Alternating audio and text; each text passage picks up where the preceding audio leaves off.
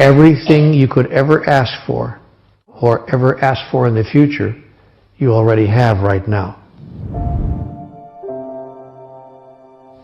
You already have all of it. You simply are not experiencing it.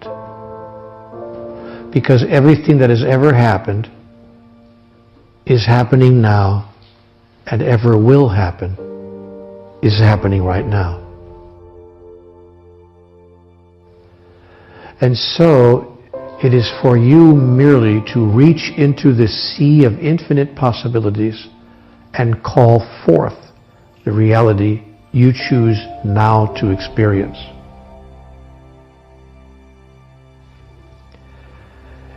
And you do this, you call forth from the sea of infinite possibilities the reality you choose to now experience through three devices mainly: thought, word, and action.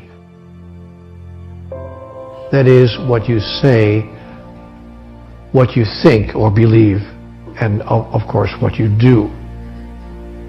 Now, if what you say is, please give me what I need today to survive, you will have a struggle acquiring what you need today to survive, because the statement comes from a deep underlying thought that you do not now have that, or you wouldn't be asking for it.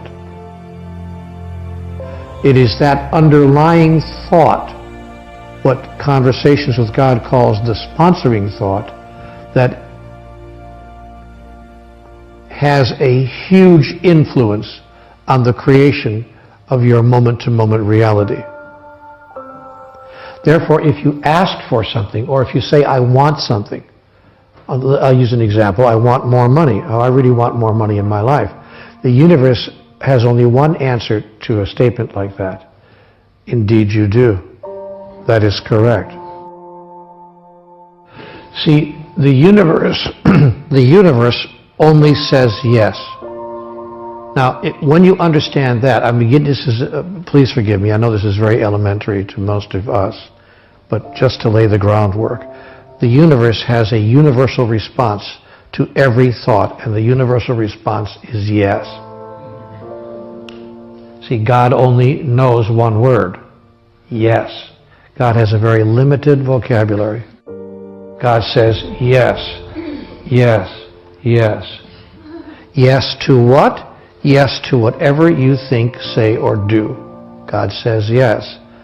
Now the good side of that is, the positive side is that God never says no. The bad side of that is, for those who don't know how the system works, God only says yes. So if you say, I am sick and tired of my life going like this, God says yes, that's true. I want more money. God says, indeed you do. Yes, that's true. You want money. That's true. And you will have the experience of wanting money because you're declaring, in fact, what's true for you. I want more money. Yes, you do. Yes, that's true. And so you will talk yourself right out of what you're trying to talk yourself into.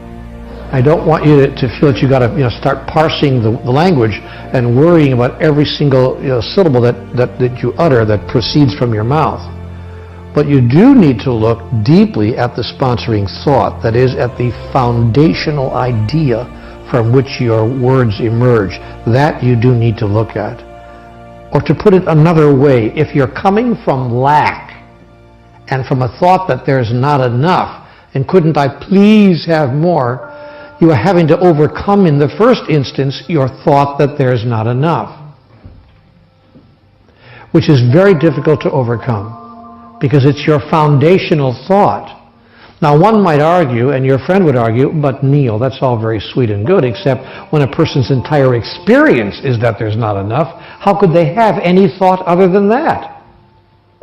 How would you expect them to have another thought when their whole experience, the evidence of their own eyes, is that there is not enough?